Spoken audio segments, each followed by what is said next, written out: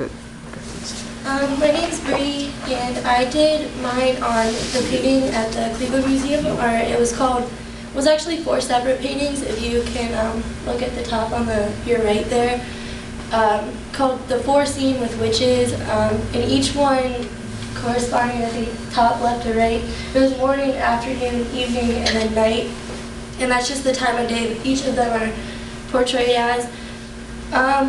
And then on the left was just kind of a little caption that was next to it, saying the date and the time. It's kind of hard to read, but I'll talk about it more in a minute.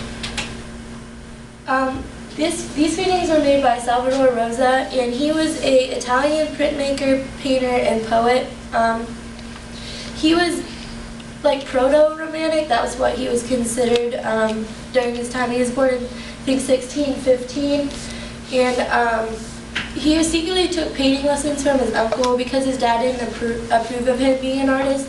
He wanted him to be more of like a doctor or a lawyer or something, considered more of a career.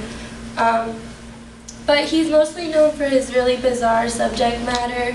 It wasn't really normal for the 17th century to be painting what he decided to paint, which if I move on to the next paintings. This is the first one, and I didn't actually take this photo. This was on the website.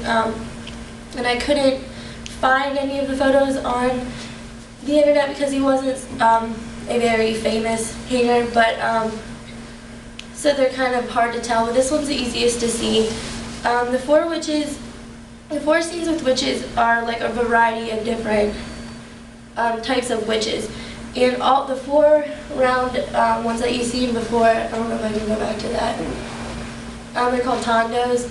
The frames around them are like painted in gold, and I thought that was kind of part of the artwork also. They're kind of larger, like I can't remember the diameter, but they're kind of like that big each. It was kind of tall. The lighting and where it was too was really difficult to see, and because all the colors in the paintings were really dark, it was actually really hard to see. But if I move on, in each of the paintings you see these like giant beasts with the witches or warlocks or whatever they are. You can see the birds in this, and like, I don't know what that one creature is on the right in the dark there, but it's kind of scary. You have the frog that's being kind of had a spell cast on him. And it pictures like a little beautiful enchantress, I believe how you pronounce it, who's just kind of casting spells, and that's kind of that kind of witchcraft. And he, Salvador Rosa was really interested in that for whatever reason. If I move on, this is the afternoon one, and it's kind of harder to see because there was a glare. His brush strokes were like not visible at all, so it was mostly really colorful. This one you see that like lizard-like animal being like punctured open, and this is supposed to be like the male like sorcerer kind of side of witchcraft, and he's on a bird, like kind of flying a bird. You have like all these other like warlocks around him, and it's really bright. This one was the brightest of all of them. I think this one was my favorite because it had so much going on in it. The next one was Evening. This one's really dark, and it has like kind of an old sorcerer or crone, as you might say, with looks like people on horses around him. He looks like he's defending something off this creature out of the like wilderness kind of a thing. And you have fire like kind of lighting up the rest of the painting.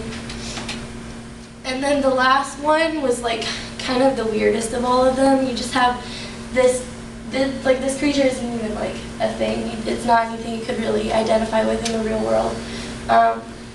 But you have that like kind of like a creepy warlocky crone kind of guy, and he looks like he's making potions.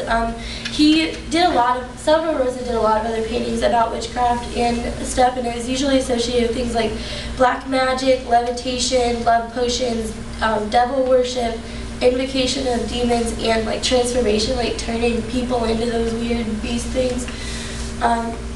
It was just really weird to me, and just to kind of like tie it back to his style, he was considered proto-romantic, not really because of like his subject matter, what it was about, but kind of it was really creepy, it was really horrifying, and like even though it wasn't really real, because we know witchcraft's not real, but it was truthful in a way, which is kind of the thing that goes along with romanticism. It's really vivid, not really like hiding anything. There's animals getting their guts like cut open and stuff.